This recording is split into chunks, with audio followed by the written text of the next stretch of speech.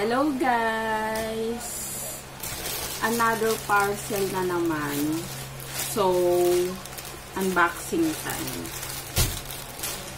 Pwede naman sigurong ganunin na lang, no? Hindi na gumamit ng gunting. Flash Express ngayon guys. Sa TikTok.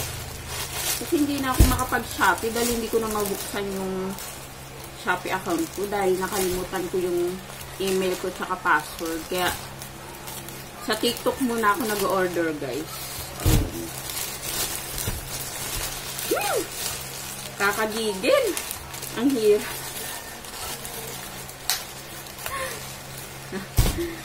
Ayun guys.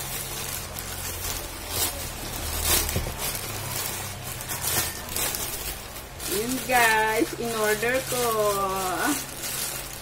Ang ganda guys, oh. Kasi gusto ko ng kulay puti. Ayoko ng black. Puti naman ang gusto ko.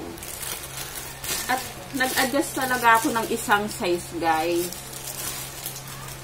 Ang size ko talaga is 39. Pero para makasigurado tayo, nag-adjust ako ng isang size. 40 to 41 to guys.